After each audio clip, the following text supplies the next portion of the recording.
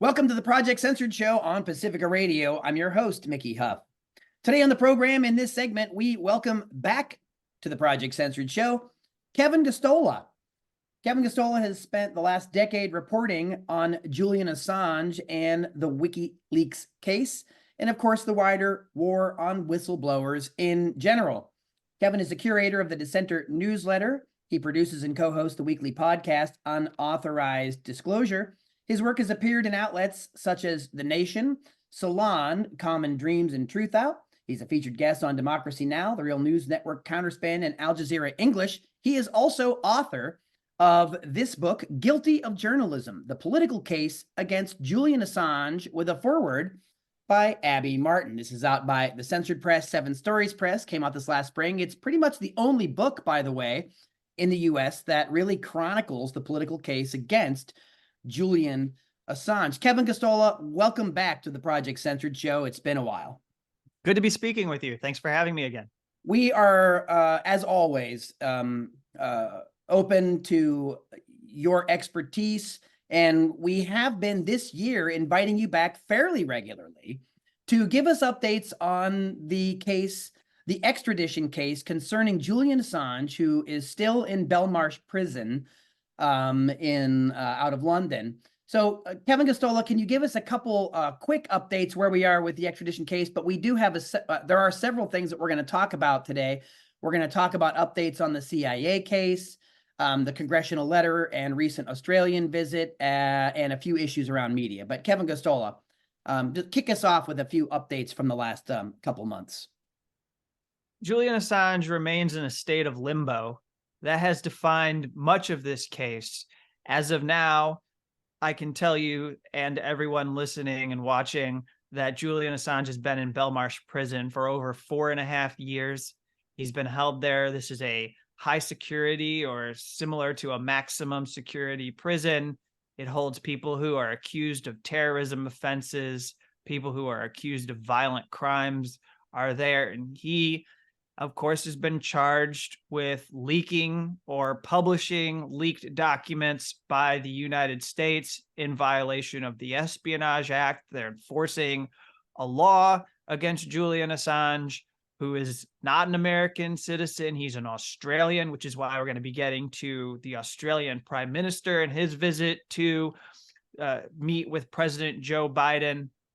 But I say all of that just to articulate that we remain in a state of limbo where we don't know when we're going to get a decision from an appeals court on whether they will grant him a hearing or just say, shoo, go away, and then he'll have to figure out if he can file a complaint with the European Court of Human Rights.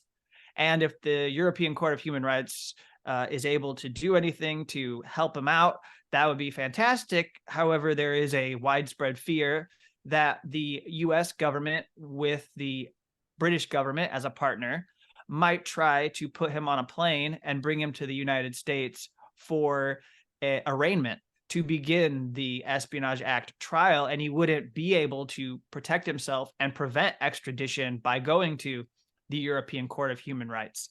And so that's where we are. And I think the activist community that has tried to support Julian Assange, press freedom advocates, journalists like myself who care about this case, have found it hard to maintain our attention because to keep with it and stay with it, because we do not know what is going to happen next.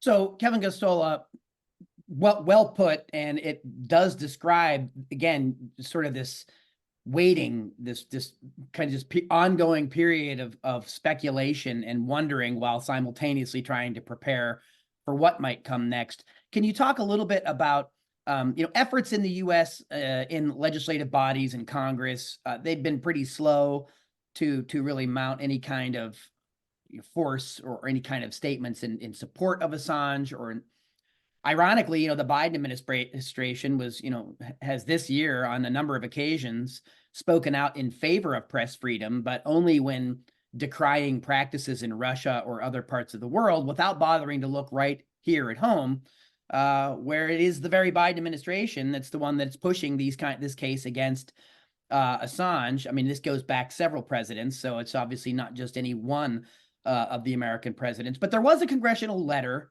and there was a visit from an Australian delegation. Can you tell our listeners a little bit about that?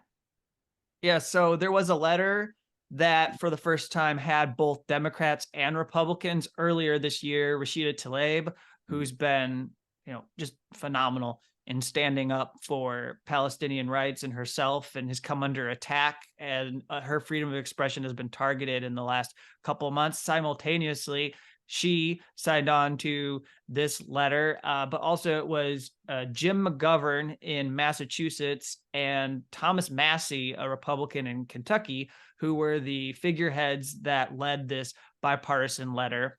And then there were somewhere around 15 or 16 representatives that signed on. They got the first senator to speak up for Julian Assange. Unfortunately, it's not Bernie Sanders. It's not Elizabeth Warren. It's not anybody who you would think should speak up, like a progressive senator or someone who claims to have progressive bona fides. It was Rand Paul who decided to add his name and support Julian Assange. So credit where credit is due, and credit where credit is due to all of the representatives that are on this letter.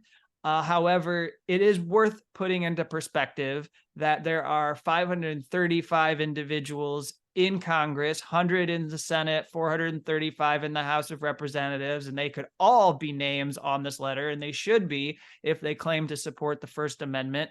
Some of them have had hearings on the weaponization of the U.S. government against individuals like Jim Jordan, but he's not on this letter. And then there are people who, again, have spoken up about freedom of expression.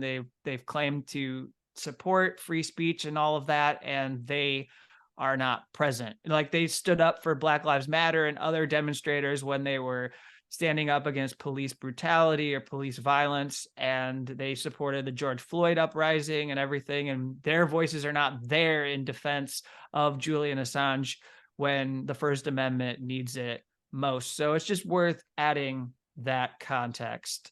As far as the delegation from Australia, several weeks ago, probably more than a month, Anthony Albanese came, and he is the Prime Minister of Australia. He visited Joe Biden, had a meeting, and he insisted or had been open about how he was going to raise this in any of his meetings with the U.S. government officials. But I have to say that, like a lot of the states that are close allies with the U.S. government, he's taken a fairly neutered stance when it comes to challenging Biden.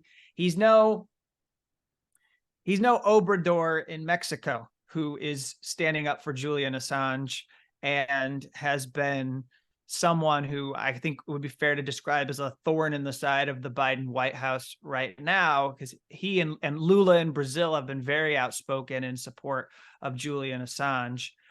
But Anthony Albanese has taken a different approach because Australia relies on U.S. military exports and equipment, and they have a relationship, and they're supposed to be a player in helping the U.S. counter Chinese influence in the Asia-Pacific region.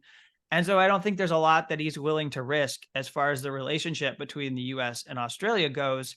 So he says these things like, well, I told Joe Biden, but Joe Biden's not able to interfere in the case against Julian Assange that is being conducted by the Justice Department. And I understand that he's not going to interfere in this prosecution. And there's a problem with that. I know exactly what the White House is doing. The White House has been trying to make it seem like it's virtuous that Joe Biden won't stop this case by suggesting that it's different from Donald Trump, that Donald Trump would meddle in Justice Department cases and there would be like there would be no fair justice. You'd lose that impartiality that's supposed to exist at the Justice Department. And the problem with that is this is a political case. As I say in the subtitle of my book, it's a political case. Julian Assange was only charged because of politics. Obama had the opportunity to indict him and did not indict him. They made a fair and reasoned decision to not charge him at the time. And then when Donald Trump came into office, because of politics, they changed the way they approached the legal issues, and they charged Julian Assange. And what Biden should recognize is that Obama was correct and Donald Trump was wrong, but thus far he has not. So there's quite a bit going on there. And as far as cases surrounding Assange, there's also the CIA case. And of course, you write a lot about the CIA in your book, Guilty of Journalism. But there are updates around what's been happening with the CIA. Can you talk to our listeners about that, Kevin Gosztola? Yeah, there's a whole chapter in the book that gets into the CIA. Then there's also a chapter that digs into this contracting group, this UC Global. Its director, David Morales, and the role that they played as people who were helping the CIA target Julian Assange, his family, his attorneys, doctors that visited him, journalists, and others that visited Julian Assange while he was in the embassy. And we have a lawsuit that's unfolding in the Southern District of New York before a judge who has been fairly open to these allegations that have been put forward against the CIA and former CIA Director Mike Pompeo, as well as Morales and UC Global. But that's kind of hard to deal with. So let's set aside the UC Global and David Morales because they're not from the US. So I don't know how they're going to litigate those claims, but they have been pursuing the CIA and Pompeo to seek justice because their privacy rights were violated. These 4 Americans, their 2 attorneys, 2 journalists allege that they were spied upon when they were in the embassy. And quickly, the thing to get to is that this case is one in which the CIA is trying to have it dismissed, but what they're doing in the process of seeking dismissal is making all these arguments that are extraordinary. Things like when you leave the United States, the government does not have to get a warrant to target you. You basically lose your privacy rights. And so theoretically, I could go to any embassy, and if the CIA wanted to use that diplomatic that building security to try and get to my possessions or whatever, that they would be within their right to do so, including access data on your phone. Yeah, one of the things that the UC Global staff did was they would open the phones to get into the physical structure, and they would take a photograph of something called the IMEI, which is, it's not your SIM card, but it is the International Mobile Equipment Identity Number. And I'm just going to use the description that El País crafted because it's very clear if people are like, what's an IMEI? It is a unique code that identifies a device, and it's one of the most valuable pieces of information for anyone looking to hack a phone. When a cell phone connects to a network, this identity number is automatically transmitted. So why they would want that is because it would be easy to track you with it if you were the CIA. Which they claimed is their right if you'd gone into an embassy and you're required to relinquish this? No, but astoundingly, what they're saying is this is no different than being in a police station, being in the embassy. They are making arguments that these contractors, first off, they're not confirming or denying any facts, but we have to treat them as true in this case. They do. They have to treat these alleged facts as real in order to overcome the arguments that are being made. Yeah. And so with that, they're saying that these UC Global contractors were effectively policed. And in a police station, you do not have privacy rights. And actually, that has been recognized in US courts. But the thing is, they're not the same. Like the UC Global contractors were not performing a law enforcement function at all there. They were rifling through the belongings of these journalists and attorneys when all these people visiting Assange thought they were doing is giving them their property to sit with and watch while they were in a private meeting with Assange. Yeah, which is riveting. I mean, that's just absolutely riveting that there's the argument is that they're just allowed to, and you use the term, rifle through, just help themselves to that information. I mean, that's actually extraordinary. And then they made dossiers on these people. So these individuals might have been labeled priority targets. And then what that meant is like a file went back to the CIA. It had their name, it had the meeting date, it had contents of their conversation, and they had video of them meeting with Julian Assange that would have been shared. And so this judge, John Kodal, has been appropriately skeptical and open to this argument that the Fourth Amendment didn't have any control over whether or not they were able to engage in this surveillance. He put to them that he asked, did you get a warrant to target them? And it was pretty offensive. They wouldn't confirm or deny whether they got a warrant. And he said, well, come on, you just told me that you don't think you need a warrant. So the answer is that you didn't get a warrant. So don't play games with me. And then the other thing was, they said we were not directing or controlling the UC Global contractors. And he said, yeah, but wouldn't it be sufficient to say that you were directing them or had some control because you were getting a live video feed back at Langley where you could watch these? So isn't that like, isn't your influence being felt by this group of people that are engaged in embassy security? And so I think he was a little bit baffled. The only thing that is defective in the case, in my opinion, that there's going to be a struggle, and it's going to be a struggle to hold Mike Pompeo accountable individually. If the CIA gets held accountable, that would be fantastic.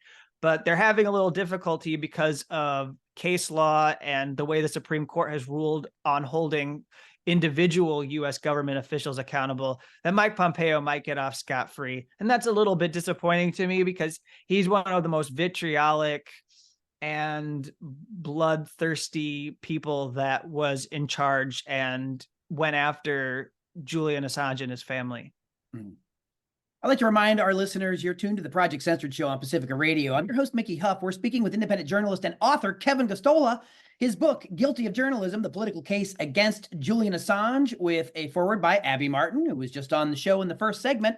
We'll be back to talk with Kevin Gosztola with more updates on the case against Julian Assange after this brief musical break. Stay with us. Welcome back to the Project Censored Show on Pacifica Radio. I'm your host, Mickey Huff. Today on the program, in this segment, we welcome author Kevin Gosztola. His book, Guilty of Journalism, The Political Case Against Julian Assange. Kevin Gosztola is, of course, the founder of the Dissenter newsletter. He produces and co-hosts the weekly podcast, Unauthorized Disclosure. His work has appeared in many outlets, The Nation, Salon, Common Dreams, and so forth. He has been on Democracy Now!, The Real News Network, Counterspin, Al Jazeera English. He is a regular guest here on the Project Censored Show, giving us updates on the case against Julian Assange.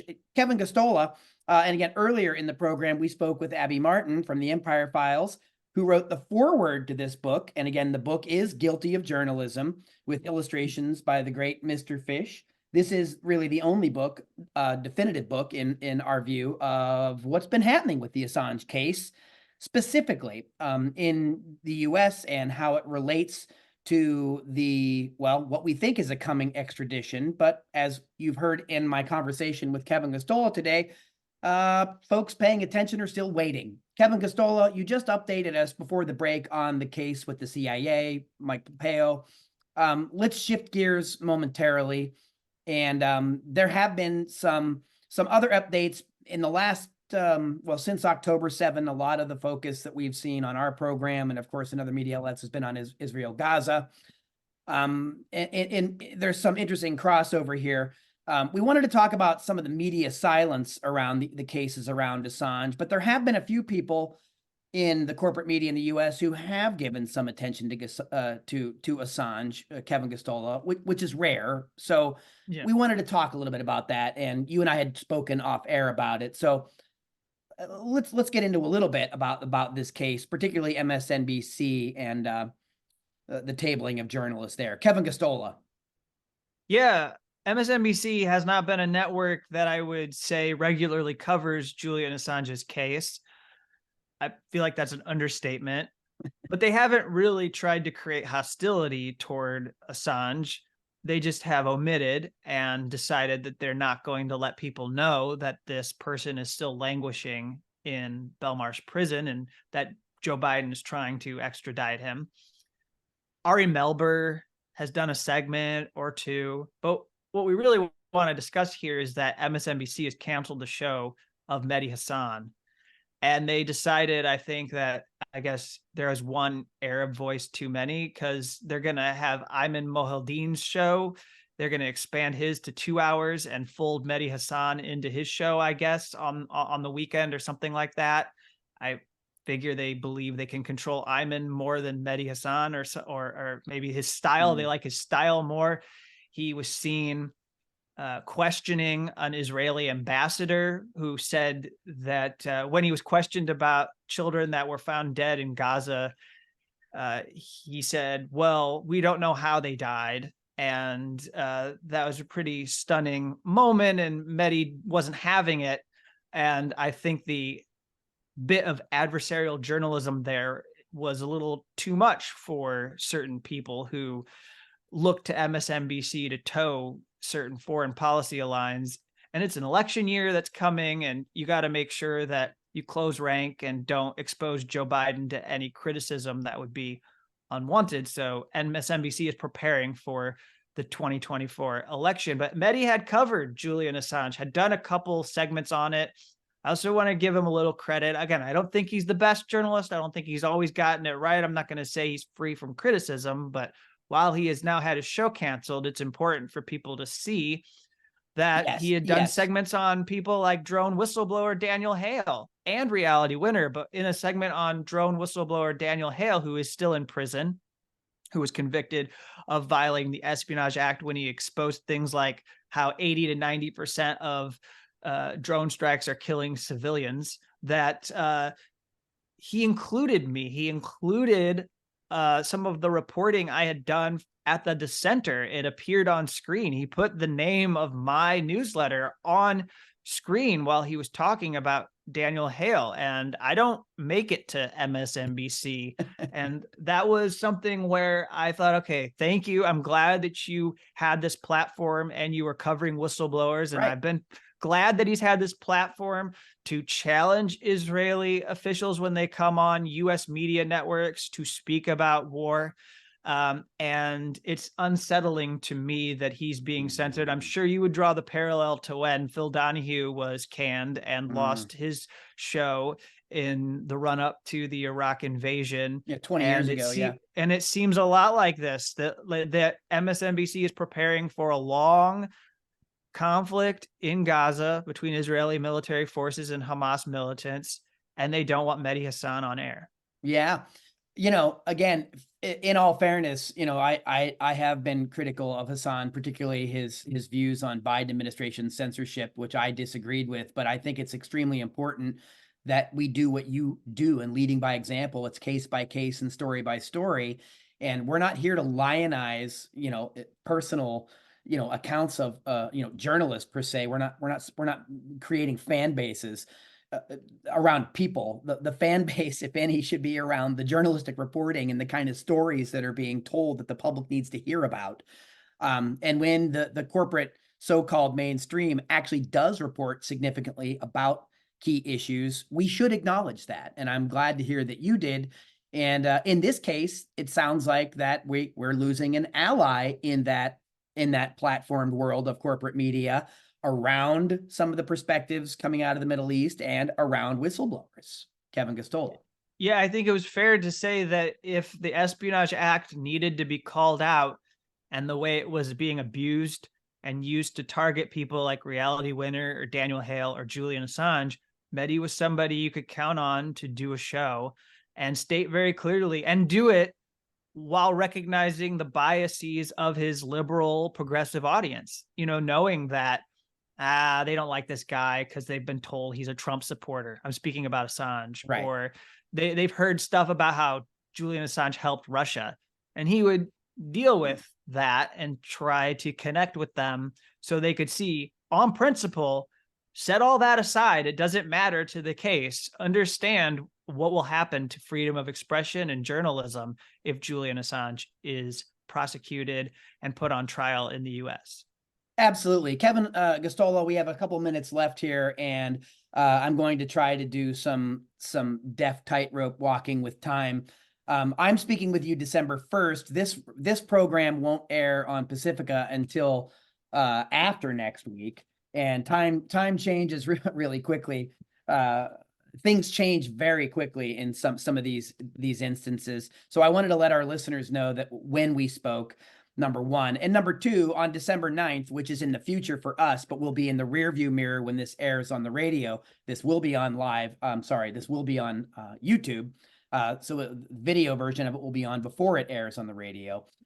So I wanted to at least mention here the National Press Club, December 9th in Washington, D.C., is holding the second Belmarsh Tribunal, Free the Truth. You spoke at the first tribunal for Julian Assange, the first Belmarsh Tribunal back in January 2023. Again, I apologize to the radio audience. This is something that happened December 9th. For those people that are seeing this before that, you can find more information about it, the Belmarsh Tribunal in DC, 2 p.m., December 9th, National Press Club. Kevin, can you tell us anything about this? Just that this is a kind of series of hearings that have been convened by this organization called Progressive International. They were in Australia previously. They've done one in New York. And there are several individuals who endorsed my book who are speakers that have been part of the Belmarsh Tribunal events. And I wasn't invited to participate in this one, but there are a wide array of individuals who are bringing great knowledge and their speaking abilities to defending Assange. And it's important, again, I'll close on this. There will be at the National Press Club a second time. The National Press Club has been muted, if not completely out to lunch when it comes to the Assange case. And it's good that this is happening a second time. And now that we have that congressional letter, you'll probably see more members of Congress or their staff there paying attention. So, Kevin Gosztola, as we wrap up our segment here today, could you please share with our audience, once again, where they can find your work, where they can follow you online? Yeah, so if you go to the dissenter.org and subscribe to that newsletter, you can get my updates on the WikiLeaks founder Julian Assange's prosecution, and I also cover whistleblowers, government secrecy, and press freedom. So thank you. Yeah, absolutely. And Kevin Gosztola, we're again delighted to be able to tap into your ongoing expertise and your following of the Assange case, which we at Project Censored have found to be incredibly significant, important. And you know, I don't want to be hyperbolic or sound hyperbolic, but as we've said in almost every segment we've had that we've talked to you, and I'm really glad that you just said this a couple minutes ago, you reminded our listeners about the significance of the Assange extradition case for the First Amendment and for press freedoms, not just here in the United States, but worldwide. And I think that that's one of the most significant parts, the significant messages that comes out of your book. Again, Kevin Gosztola, the dissenter, you can find his work online. His book is Guilty of Journalism, the Political Case Against Julian Assange. You can learn more about Kevin's work online. You can find out about the book at thecensoredpress.org. Kevin, we'll have you back on again, I imagine, either by the end of the year or early in 2024 to get yet more updates around the case of Julian Assange.